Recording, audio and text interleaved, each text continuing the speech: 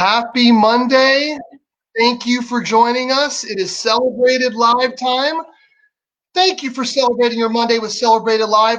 It is 2 p.m. in Atlanta at my house. It is 7 p.m. in Scotland, which will be beaming momentarily.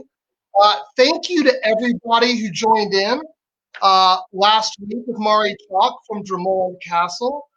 That was so much fun. Her stories were the best, especially the Bono stories, but they were all pretty good.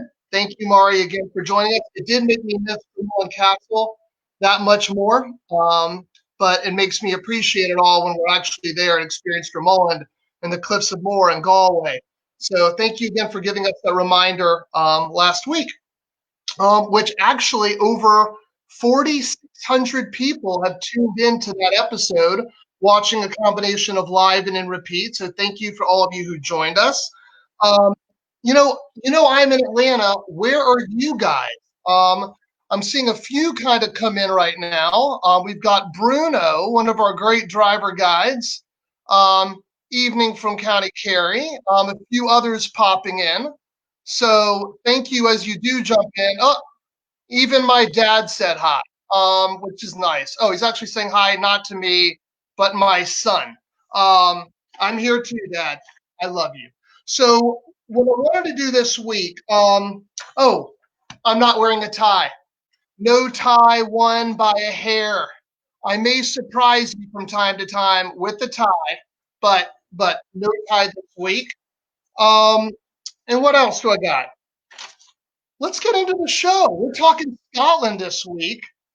Culloden House is an incredible spot. Let me show you a picture of this place.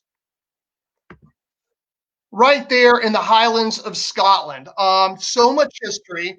It's truly one of the best hotels in Scotland because of its location, in my opinion. You've got all the basics: mountains, lochs, castles, distilleries, golf, all within on the doorstep of Culloden House. We're going to hear lots of funny stories today, too, from Stephen Davies. Stephen Davies has been the general manager there for over 20 years. He has been a friend of Celebrated for that long and longer. He's also a great personal friend. I really consider Stephen so much more than just the general manager of Culloden House, though. He really is an ambassador of Scotland. So please welcome our guest today, Stephen Davies. Hold on one second, Stephen. Let's see, you should be there momentarily. Let's see. And you are welcome. Good evening. Cheers. Good afternoon. As we say in Scotland, Mr. Epstein. I hope you're well. Thank you. I'm doing great. Cheers. What are you drinking?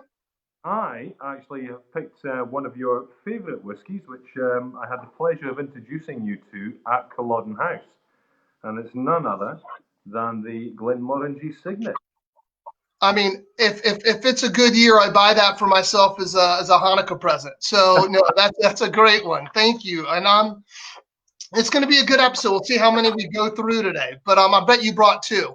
Did you bring two?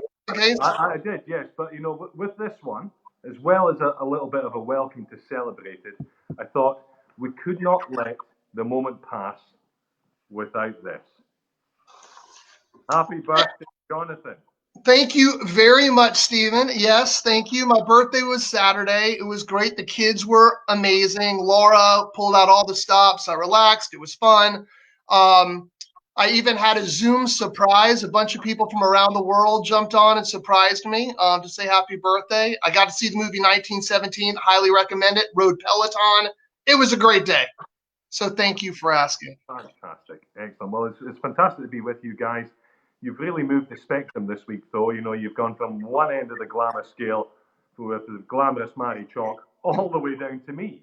I know, but Stephen, I'm a big fan, and so are the ladies of the United States, based on the reaction when you're on the road with me. Okay, and I don't think it's just the accent. It must be the kilt. It's the kilt. So tell me, I know that you get to come into the hotel, as general manager. You're allowed to still come in day to day, even though it's on lockdown, but you really are spending so much more time at home than you ever have. What's that been like for you? It's difficult, Jonathan. I mean, This place has been my second home for the last 20 years, Because you're there right now, right? You're broadcasting from the hotel with Bonnie Prince Well, Charlie behind you. library bar. I was actually here today cutting the grass, believe it or not.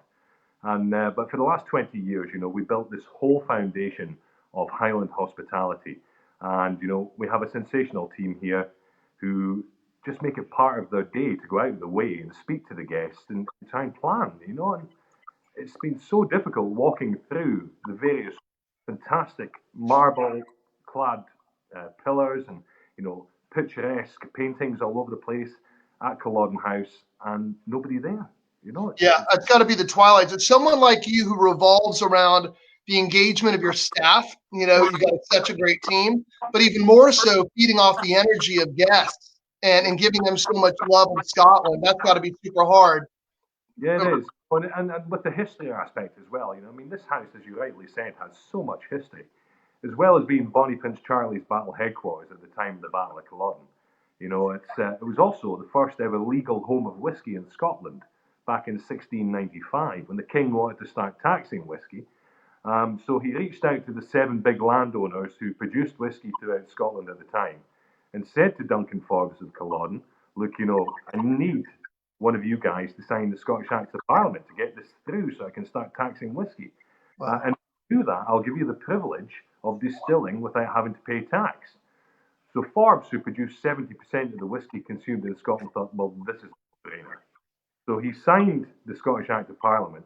One became one of the richest men in Scotland overnight, and 2 became the most hated because it was then to Wow.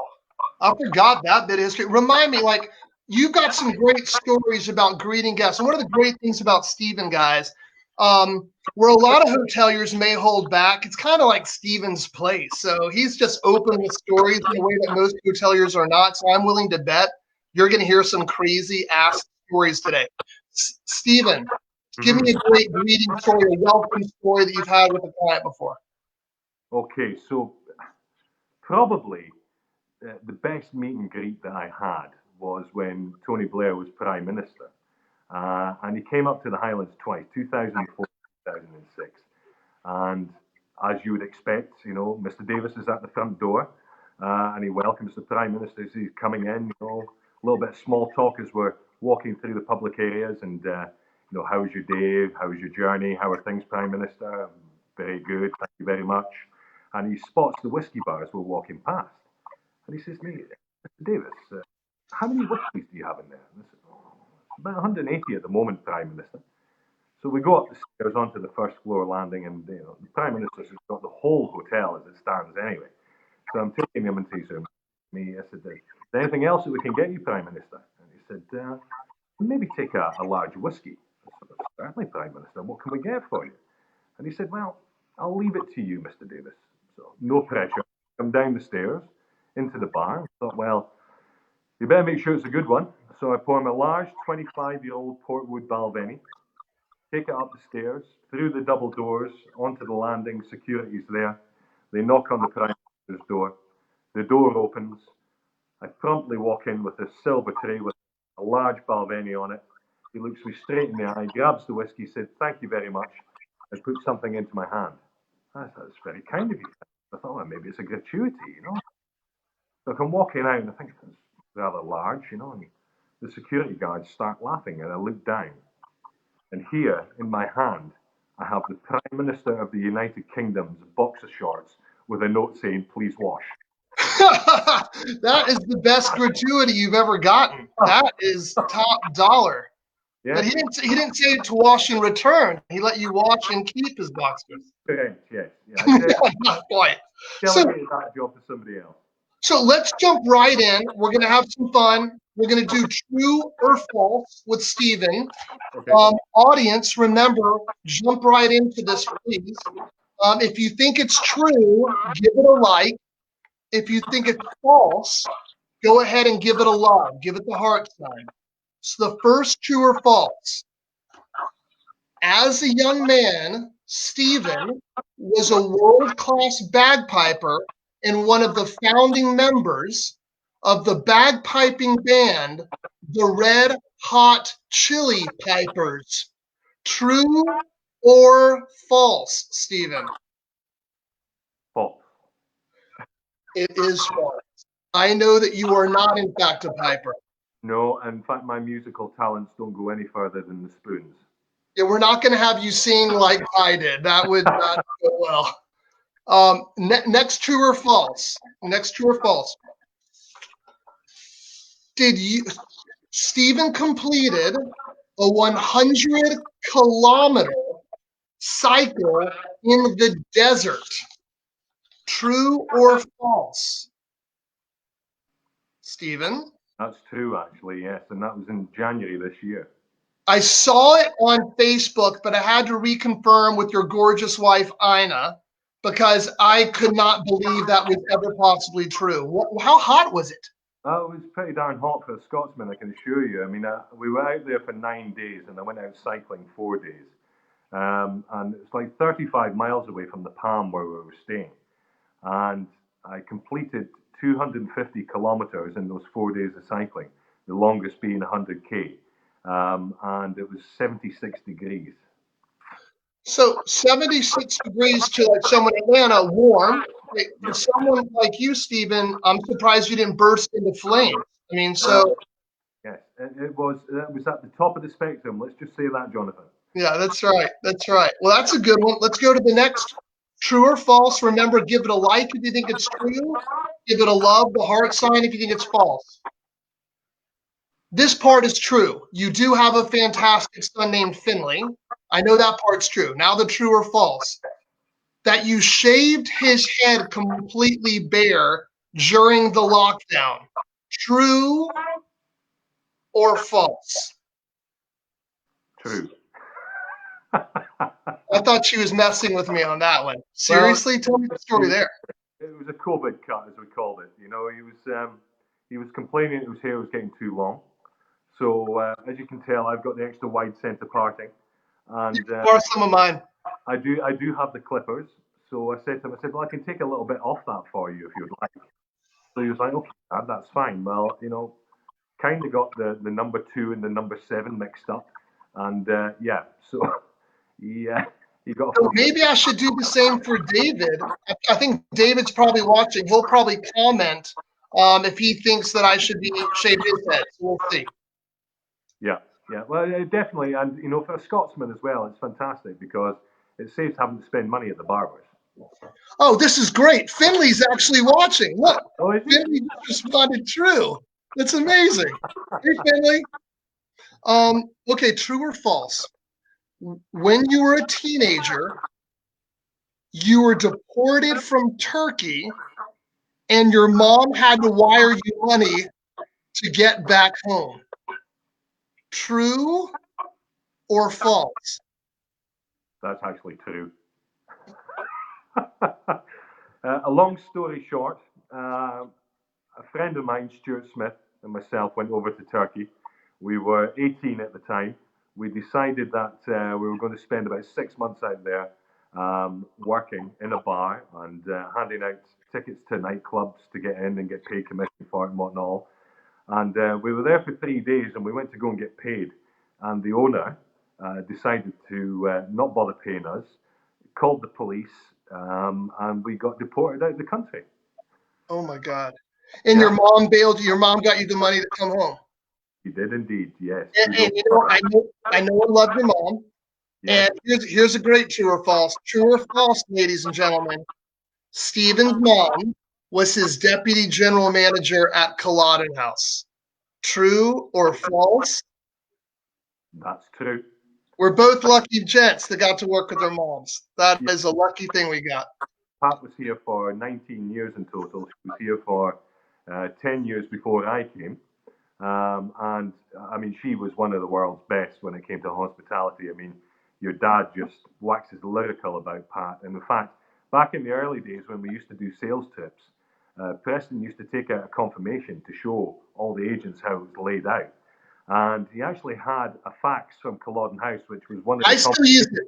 When I started, it was a part of my presentation. I remember this. Tell them the story. And it was the you know, an inquiry came through from Celebrated, and it was you know, can we get a suite for the night of June 7th for 2 nights? And the person who was on reception had replied back to say sorry, fully booked. And my mother had come on duty about 2 hours later and seen the facts. So she just hand wrote on it, Preston, sweet boot, I built one for you. In fact, Correct. I will never forget that. We built one for you. It's just the best. But you guys have always bent over backwards for us, and it's one of the reasons we love you guys so much. Stephen, give me one or two of the main reasons why, if a guest was coming to Scotland, why they should visit Culloden. well, it's the down to earth service. I mean, you probably noticed that within the marketing, we don't call it Culloden House Hotel, it's called Culloden House. It was a family home for the Forbes family for over 300 years. And we don't want to change that. We're very, very lucky. We have fantastic owners in Edward and Susan Cunningham. And they don't see themselves as owners, they see themselves as custodians. And it's about creating almost like a Scottish Downton Abbey style experience here. It's your own private manor house. Right. There's nothing commercial about Culloden. It's true homely and the true Scottish experience. Right. And if it was mine, all that said, it's the damn whiskey trolley. And that whiskey trolley is a gift to the world. I think Livy Lipson may be watching. She's one of our clients. And she actually has a picture of the trolley. She shared it on my Facebook page. Livy, if you're watching and you can figure it out, post it in comments, because I think people would love to see a picture of that trolley, or anybody else in my team who may have it. Here you go. Livy is watching, in fact. Look at this, Stephen. Oh, she just put up a comment. I don't know if you can see it. There it is. Stephen taught me how to drink whiskey proper. My wife, Laura, would say the exact same thing. She was not a whiskey lover until she met you and experienced the trolley at Culloden House. But she was a fantastic student, Laura. I mean, the big thing about drinking single malt whiskey is that a lot of people have had it the wrong way. I mean, it is a very simple product. It literally only consists of three products. It's barley, it's water, and it's yeast. And, it's then put into wood. And the wood is what makes the difference in it. If you have a sherry cask, it's going to come out sweet. If you have an oak, a bourbon cask, it's going to come out very dry on the palate. But then you throw in the island malt whiskies, which are, exceptionally peaty. And unfortunately, a lot of people have only tried the peaty ones. And the other thing to remember is as well, do not put, because what it literally does is that it compresses all the flavors. It doesn't allow it to open up, and all you get is harsh alcohol. What you should be doing is just putting a little spot of room temperature still water into it. Give it a good sugar, as we say in Scotland. Give it a good shake in that glass.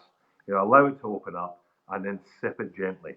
And I must admit, probably about 75% of the people that I've taken in here for whiskey tasting who say they don't like whiskies have changed their opinion, having done it the proper way. Which the positive of that is they get to enjoy whiskey. The negative, it can become an expensive habit. Yes. But it's a good way. So Stephen, one of my favorite parts of the show, we're going straight to our speed round. Okay. I'll give you very simple questions. You just got to tell us which it is, okay? Yep, let's go for it. James Bond or Harry Potter? James Bond or Harry Potter? Yeah. Bond all day long. So not only has Scotland appeared in a lot of James Bonds, Skyfall with all of Glen Cove most recently, but you have a James Bond story at Culloden House, right? Oh, yes. Yes, you're talking about the Sean Connery one. Yes. Can you tell it? Can you tell it? Yeah, it is. Yes, this is a cracking story, actually. I mean, this goes back to Sean Connery had just finished filming Finding Forrester, and the Scottish National Party had asked him to do a television campaign, but Hollywood said no, you can't do that. You can't put your face on the big screen backing one political party. So he actually got around that by saying to the Scottish National Party, well, what I'll do is I'll attend all the rallies that you're doing in various parts of Scotland. So I'll fly into Inverness Airport, you can pick me up, take me into Inverness, and I'll stand up and I just can't appear on a television production because of Hollywood commitments. So I was actually downstairs in my office one day, and Rose Johnson, the wife of Jim Johnson, one of your fantastic one of our guys, was on the desk, and she said to me, she phoned me down, she said, Stephen, she said, there's two police cars and a Range Rover just coming through the gates. So I thought, it's rather strange. So I came up the stairs and I'm just walking towards the front door, and the double doors open, and in walks Sean Connery. And I'm like, oh, Mr. Connery, well, welcome. So he looks at me and he's dressed all in black, black jacket, black polo neck, black trousers, black shoes. You know, I mean, the 18-foot high ceiling just literally dwarfed in around him, you know. And very charismatically, with this little smile on his face, he said, Ed Harris told me about this place. Because Ed Harris had been to stay with us, and the two of them had been filming Enemy at the Gate. So he said to me, can I use your facilities? And I said, certainly, Mr. Connery, they're just down the stairs there. So off he goes down the stairs, and he comes back up. And he said, thank you very much. He said, just left Inverness Airport and needed a refreshment stop as such. So, I'd like to thank you. And I said, well, maybe you can do us a little honour in exchange. Maybe you could sign the guest book. So he says, of course I will. So he signs the guest book, and that's fantastic. And I said to him, Mr. Connery, you're one of my favourite actors, and it's just been an absolute pleasure to meet you. Thank you very much, and went to shake his hand. So he shakes my hand, and he turns around and he whispers in my ear, and he says, Mr. Davis, it's the first time anybody has ever wanted to shake my hand for pissing in their toilet. And that is such an emblematic story of you, the hotel, and Mr. Connery, or Sir Sean Connery. So sure. All right, let's keep rolling. Beatles or Rolling Stones? Sorry? Beatles or Rolling Stones? Beatles. Okay. Manchester United or Chelsea?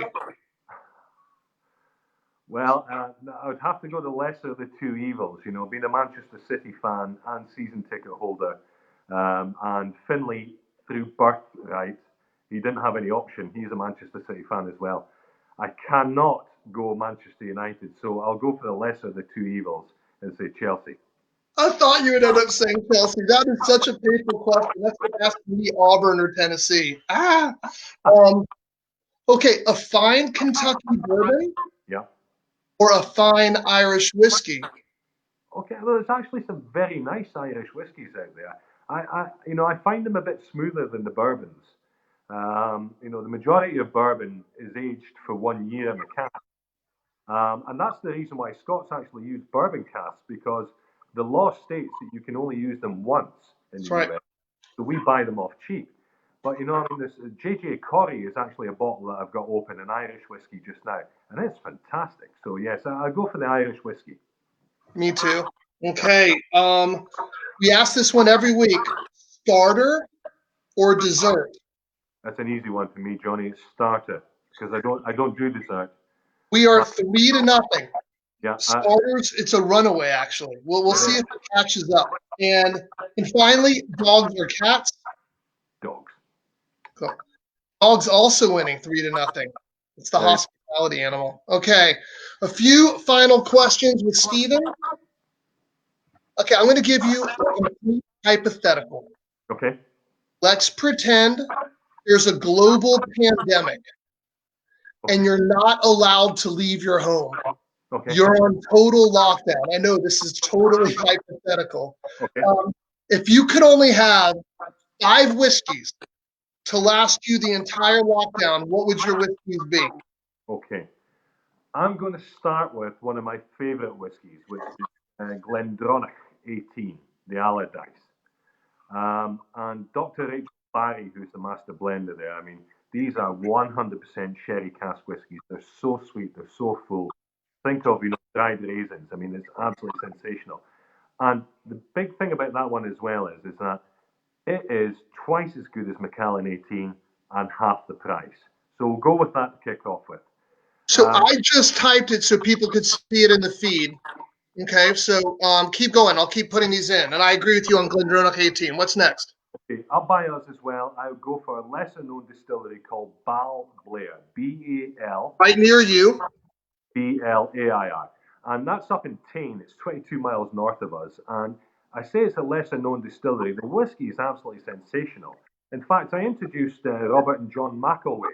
Well, this is pretty funny. Right as you said that, Louise, John's, we see Balvenie 30. Like, okay, like we're not being that greedy, John, in our 5 but John's one of our driver guides, and Louise, that is very funny. So what But were you going to say from there, Paul Blair? they play second fiddle due to the fact that Glenmorangie is only 3 miles away from it, and that's the fashionable one that everybody wants to go to.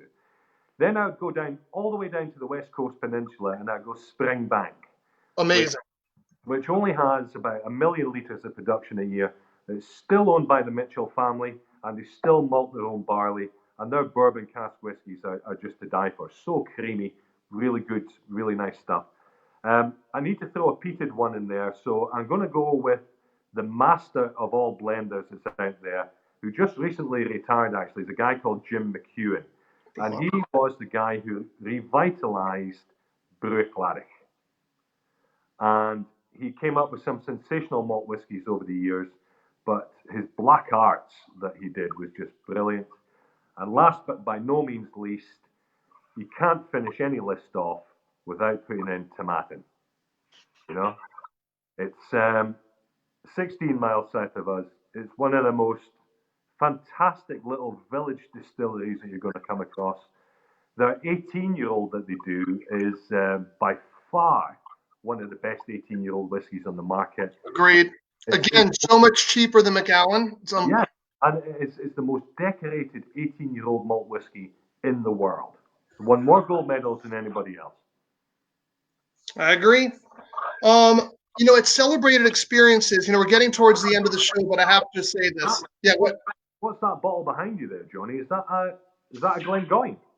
It is. So, we do a lot of work with Glengoyne, located near Glasgow.